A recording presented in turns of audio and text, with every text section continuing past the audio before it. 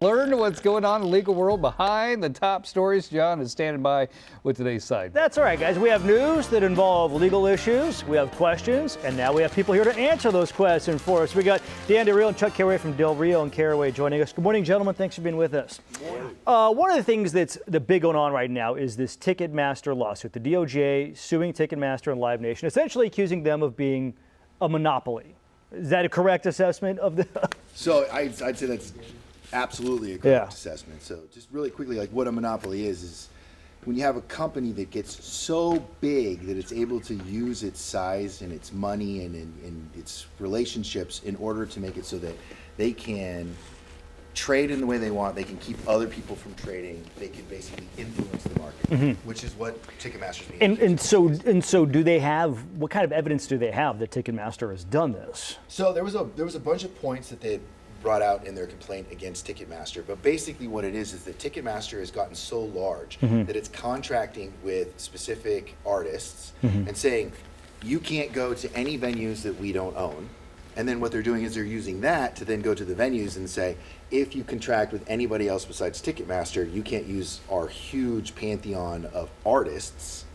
And it's kind of using both of these things to then influence its ability to price out tickets in any way, shape, or form that it wants. Yeah, and the result are the fees you see when you go to buy a ticket, saying if you want to see Taylor Swift or whomever, you got to pay X amount of dollars. And so what the government is saying is they're saying, look, here's the prima facie evidence of this. Here's the evidence of this. Look at the cost of tickets in America versus the cost of tickets anywhere else in the world. Yeah. And they're way, way, way more expensive here.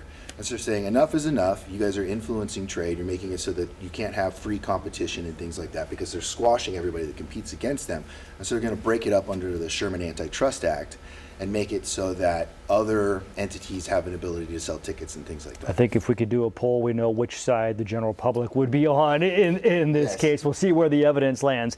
Another interesting case that we were talking about is there was a case in Elk Grove where a 13-year-old leads police on a chase. Obviously 13, not old enough to drive, crashes into a car. I read that and I think, okay, somebody's getting sued, but who gets sued? Because I'm assuming if you're 13, you don't have car insurance. It's true. And so the complicated issues here are, first of all, parents always have liability for kids when they're driving. In California, we have statutes on point that say, for instance, any parent that signs the application for a minor to go get a license, in that they're agreeing to be responsible for whatever that minor causes in terms of negligent accidents. Well, this goes now a step further. You have someone who is not legally allowed to drive, gets a hold of the parent's keys, gets a hold of the parent's car. This is exactly where the negligence of the parents is, because they should have not allowed for a situation where someone of that age could have ever been behind the wheel of a car. And so they are automatically going to be responsible for that situation.